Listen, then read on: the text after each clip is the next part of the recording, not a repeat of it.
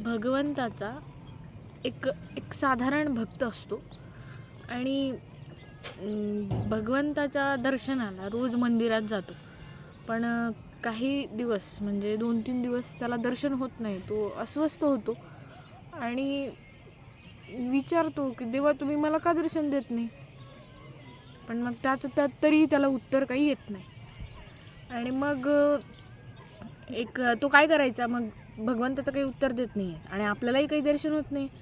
मग भगवंताचं स्वरूप दुसऱ्यांना विचारत, अरे वा, किती सुंदर ना, आज देव किती छान दिसत आहेत ना मंदिरात गेल्यावर, पांडुरंग किती सुंदर दिसतोय ना, असं दुसऱ्या भक्तांना म्हणायचं. ते फुलं वगैरे दिसायचे पण भगवंत दिसायचेच नाही.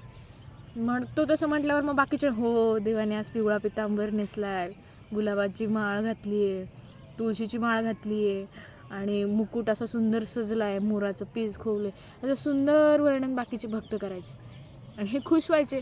मनातल्या मनात त्यांना खूप वाईट वाटायचं की देवा, तू सगळ्यांना दर्शन देतो, मी काय चूक केली की मला तू दिसत नाही आहेस? दर्शन त्यांनी काही म्हणाले नाहीत, पण भगवंता तुम्ही मला दर्शन द्या असं काही म्हणाले नाहीत. ते मनात त्यांना आलं की अरे आपणच काहीतरी चुकलो असू की त्याच्या योग्य आपलं दर्शन होत नाही आहे, भगवंत आपल्याला दिसत नाही आहे. मग त्याने प्रण घेतला, जसं मी करते. मंदिरात जाताना त्याने ठरवलं की आज भगवंत दिसले तर ठीक आहे. मग एक दिवस गेला, भगवंत नाही दिसले. वर्णनातच त्याला आनंद वाटला, पण तरी मनात खंत होतीच की भगवंत आपल्यालाच का दिसत नाही आहे. मग दुसरा दिवस गेला, तसंच वर्णन ऐकलं, मनात खंत झाली, पण काही आनंद झाला नाही. मग तिसऱ्या दिवशी मात्र ठरवलं, आज जर भगवंतांनी दिसले नाहीत तर आपण प्राणत्याग करायचा. बस, ह्या देहाकडून जर भगवंताची सेवा होत नाही आणि ती सेवा भगवंतापर्यंत पोहोचत नाही आहे, ह्या डोळ्यांनी भगवंत दिसत नाही आहे, तर मग उपयोग काय ह्या देहाचा? पण तिसऱ्या दिवशी गेले, जय जयकार चालू होता, पंढरीनाथ भगवान की जय, असं काही चाललं होतं जय जयकार. आता हे ग्रस्त शांत बसले, ते काही बोललेच नाही. दुसऱ्याने विचारलं, तुम्ही जय जयकार का नाही करताय? भगवंतासमोर शांत का बसलात? ते गप्प बसले, 2-3 वेळा शांत झाले आणि डोळ्यातून पाणी येत होतं. मग त्या दुसऱ्या भक्ताने विचारलं की तुम्ही असं का करताय? ते म्हणे काही नाही, म्हणे शांत बसले आणि निघून गेले तिथून. आणि गंगेवर येऊन म्हणे की आता मी देहत्याग करणार आहे म्हणून कमरे इतक्या पाण्यात गेले. जातात तर दुसरा तो एक मागून एक भक्त आला. तो म्हणे, थांबा माऊली, तुम्ही कुठे जाताय? म्हणे पाण्याकडे. तुम्ही जर गेलात तर माझ्यासारख्याचं, म्हणजे तो कुष्ठरोगी होता, माझं काय होणार? म्हणे मला उद्धार कोण करणार? त्यांना काही समजलंच नाही. म्हणे उद्धार करणार मी कोण? म्हणे उद्धार करणारा तो तर भगवंत पांडुरंग आहे म्हणे. मग आता काय, तुम्ही या म्हणे बाहेर, मी तुम्हाला सांगतो काय झालंय ते. बरं म्हणे, ठीक आहे. त्यांनी जाऊ दे, विनंती ऐकावी, रोगी येतो म्हणून ते बाहेर आले पाण्यातून आणि त्या रोग्याला विचारलं की बाबा, मी काय सेवा करू शकतो तुझी? रोग्याने सांगितलं की अमुक एक संत आहेत खूप मोठे, ज्यांना तुम्ही ओळखता. ते म्हणे हो. म्हणे त्यांना भगवंताने स्वप्नात जाऊन दृष्टांत दिला की माझा असा एक भक्त आहे आणि त्याच्याकडे हा कुष्ठरोगी गेला तर हा पूर्णपणे बरा होईल. त्याच्या नुसत्या प्रार्थनेने, त्याने जर मला प्रार्थना केली तर हा कुष्ठरोगी बरा होईल. ठीक आहे म्हणे बाबा, प्रार्थनाच करायची ना, प्रार्थना करून मी माझं काम करायला मोकळा होईल. त्याने प्रार्थना मनापासून केली की भगवंता, तुम्ही 3 दिवस काय मला दिसला नाही, मी काही तुम्हाला काही म्हणलो नाही, ठीक आहे म्हणे, पण माझी एक प्रार्थना आहे म्हणे, माझं एक मागणं आहे, भगवंता तुम्ही ह्या रोग्याचा, कुष्ठरोग जो आहे महारोग, हा बरा करा.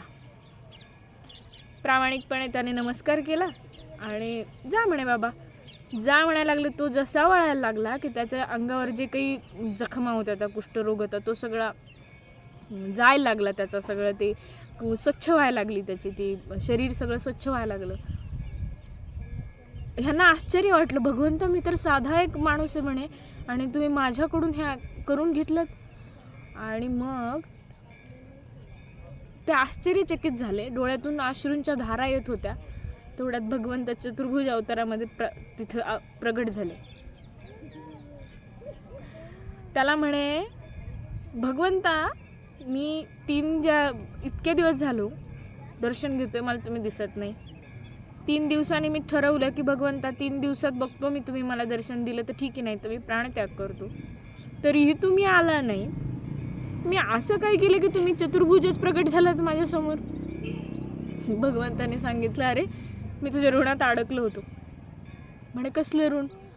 माझ्याकडे जो कोणी येतो ना म्हणे भक्त, तो सतत काहीतरी मागत असतो. आणि ती एक निसर्ग नियम आहे म्हणे. एखाद्या वृत्तीने जर ती वृत्ती सारखी सारखी सारखी सारखी आपल्या समोर यायला लागली किंवा ते सारखं सारखं दिसायला लागलं की आपण तसे होतो. तसं माझी सगळी भक्त मंडळी काय करतात म्हणे, फक्त मागतच असतात. पण त्यात तू एकटा असा निघाला की तू काही मागितलंच नाहीस म्हणे. आणि माझी देण्याची सवय, त्यामुळे मी तुला दर्शन कसं देणार? तू काही मागितलंच नाहीस. त्यामुळे माझ्या डोक्यावर सतत काहीतरी ऋण आहे तुझं, असं मला सारखं वाटत होतं आणि मी नजर चोरत होतो तुझ्यापासून, म्हणून मी तुला दर्शन दिलं नाही. म्हणे भगवंता ही काय लीला केली तुम्ही की ह्यांच्या माझ्या एका विनंतीवर अरे म्हणे मग तू काहीतरी मागितलंस आणि मी तुला ते दिलं, म्हणजे हा रोगी बरा झाला आणि म्हणून मी तुझ्यासमोर उभा राहिलोय म्हणे.